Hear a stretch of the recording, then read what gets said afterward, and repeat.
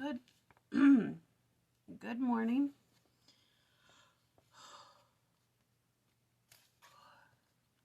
Today is Friday the 3rd. And we're going to start with a daily reflection on the New Testament. Know ye not that they which run in a race run all, but one receiveth the prize. So run that ye may obtain. 1 Corinthians 9:24.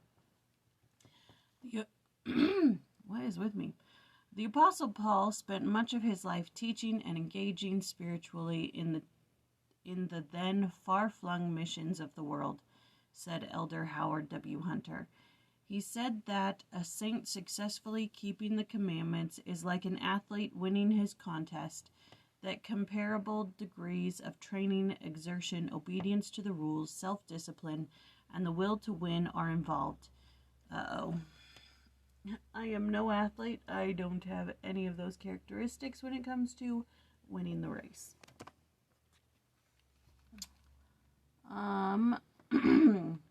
To the Corinthians, he wrote words which, paraphrased, are to this effect. You know, do you not, that at the sports all the runners run the race, though only one wins the prize. Like them, run to win. And, God is all-powerful, and in the end, the victory over death and hell will be his. Likewise, those who inherit the fullness of his glory are those who win the race of mortality and overcome all things.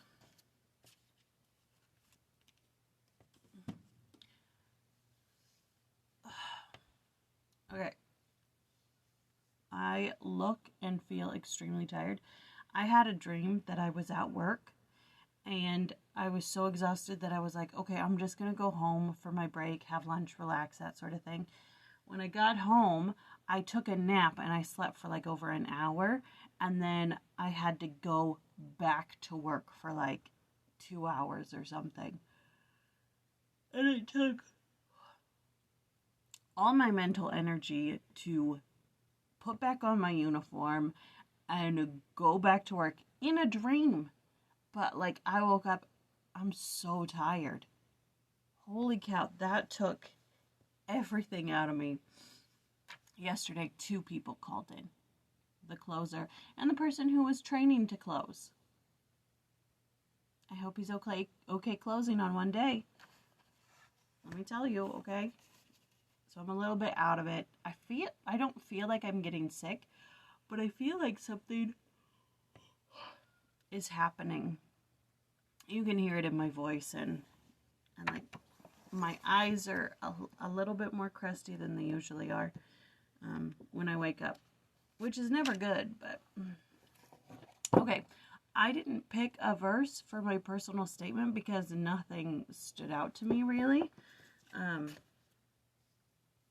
It's short. It's really short, but oh, sorry.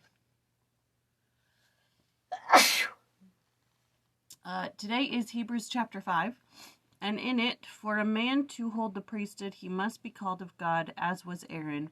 Christ was the priest forever after the order of Melchizedek. Jesus Christ is the author of eternal salvation. It's just 14 verses, but it's talking about priesthood and being called a priest and like the order of Melchizedek and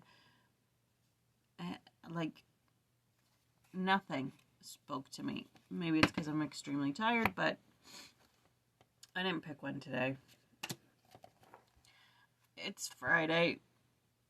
I ain't feeling like it's Friday, but anyways, let's get into our verse by verse. Shall we? For verses 1 through 4, in ancient Israel, the high priest was selected from among the priestly families to represent the people before God in sacred matters.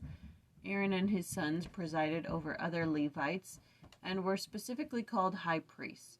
This office was, however, in the Aaronic priesthood and is comparable to the office of presiding bishop of the church in our day.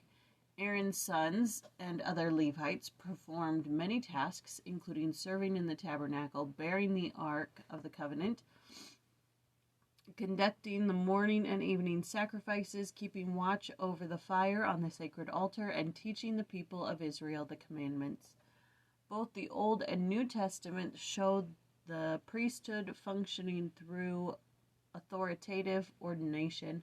Priesthood was a calling and was received by the laying on of hands.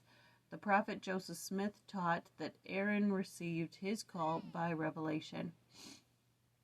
In the days of Jesus and Paul, the priesthood had become corrupted, and the office of high priest had been bought by a wealthy and influential family.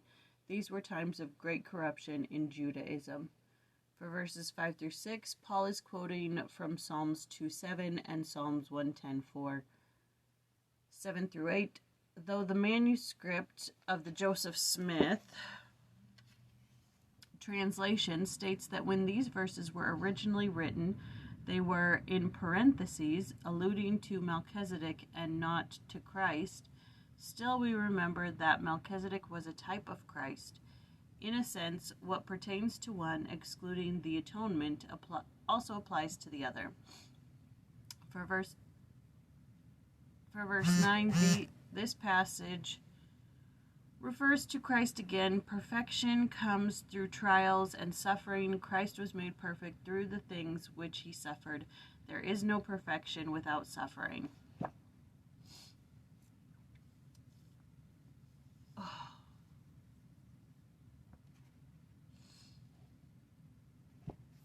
Isn't that just wonderful?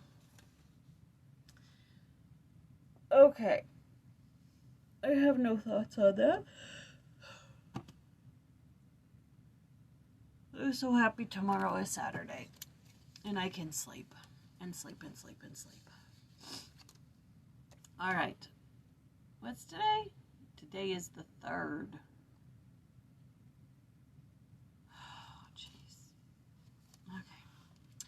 And I will leave you with a prayer from a diary of prayer. This comes from the Liturgy of the Nestorians. Glory be to the eternal mercy, which sent thee unto us, O Christ, the light of the world and the life of all. Forever thy servants take refuge in faith, hiding themselves under the wings of the cross. Keep by thy compassion the company of thy worshippers, and account us worthy, O Lord, with the saints to sing to thee. May we confess thee and praise thee without ceasing in thy crowned church, which is full of helps and blessings. O holy, glorious, mighty, and immortal, who dwellest in the saints, turn, O Lord, and have mercy upon us, as thou art wont at all times. For thou art Lord and Creator of all, Father, Son, and Holy Ghost forever. Maybe it's just me, but that language didn't make any sense to me. Alright.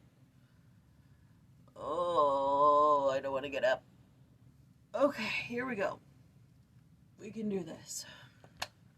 And that was Hebrews chapter 5. Oh. And tomorrow is chapter 6, verses 1 through 10. It is what it is. Okay. Have a great day. Stay safe. I have to go. I don't want to go, but I have to go. All right. Bye.